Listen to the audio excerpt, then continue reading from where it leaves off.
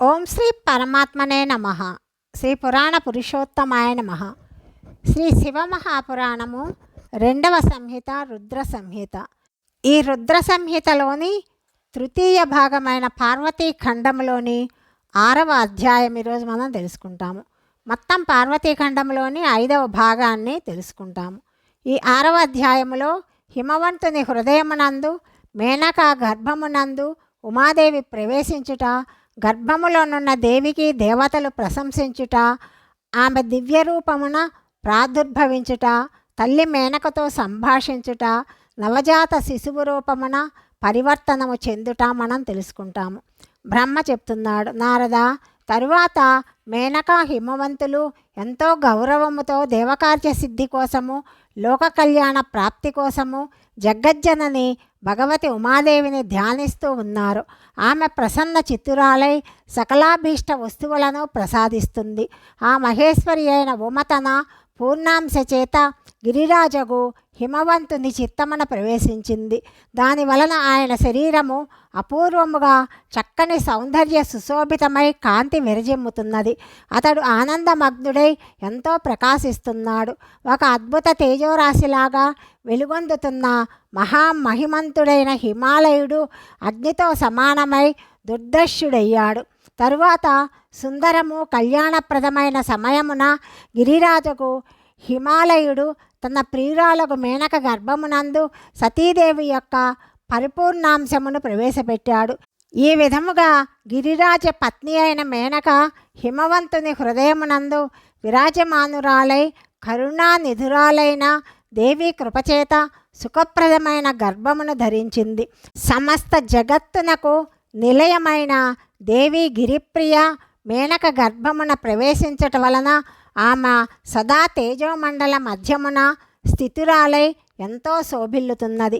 తన ప్రియురాలు శుభాంగి మేనకను చూసి గిరిరాజుకు హిమవంతుడు ఆనందముతో పొంగిపోయాడు.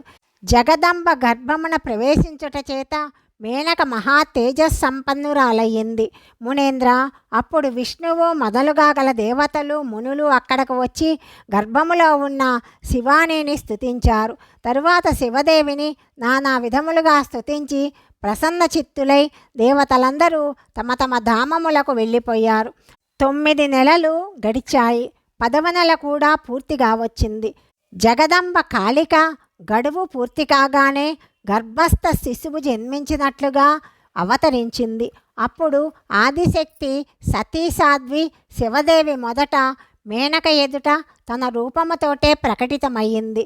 వసంత ఋతువు చైత్రమాస నవమి రోజు మృగశిర నక్షత్రమున అర్ధరాత్రి సమయమున చంద్రమండలము నుండి ఆకాశగంగలాగా మేనక గర్భము నుండి శివాదేవి తన స్వరూపముననే ప్రాదుర్భవించింది. సకల సృష్టి ప్రసన్నతతో నిండిపోయింది. అనుకూల వాయువులు సుందర పరిమళాన్వితములై గంభీరముగా వీస్తున్నాయి. అప్పుడు వీటితో సహా పుష్పవృష్టి కురిసింది. విష్ణువు మొదలగు దేవతలు అక్కడికి వచ్చారు. అందరూ ఆనందముతో ప్రసన్నులయ్యారు. జగదంబను దర్శించారు.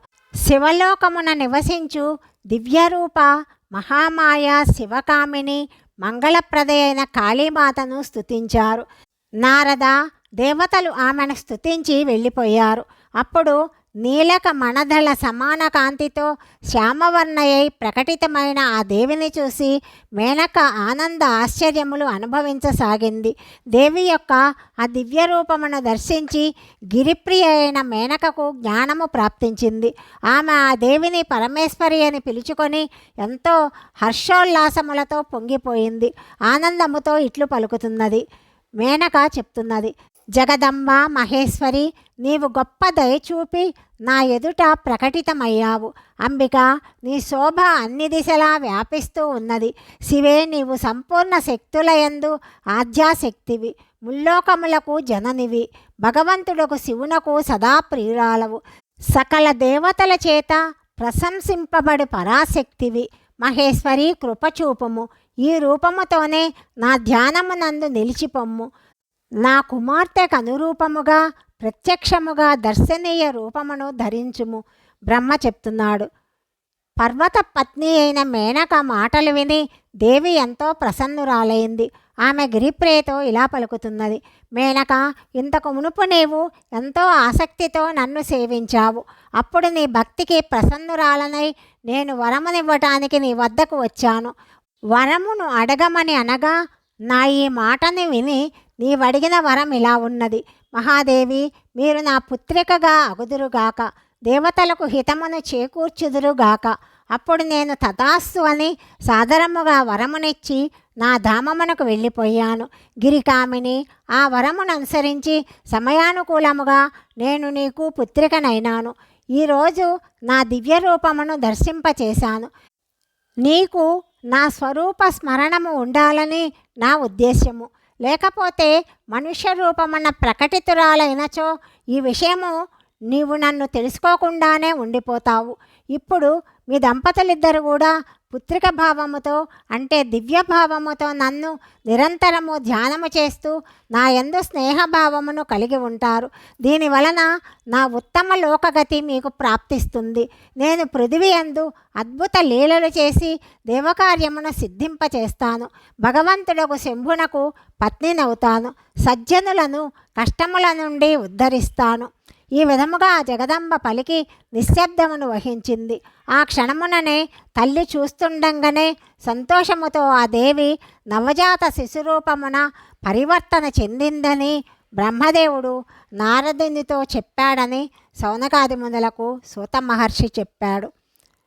అధ్యాయము 6 సమాప్తము. 7, 8 అధ్యాయాల గురించి తదుపరి భాగంలో తెలుసుకుందాం. సర్వం శ్రీ పరమేశ్వరార్పణమస్తు.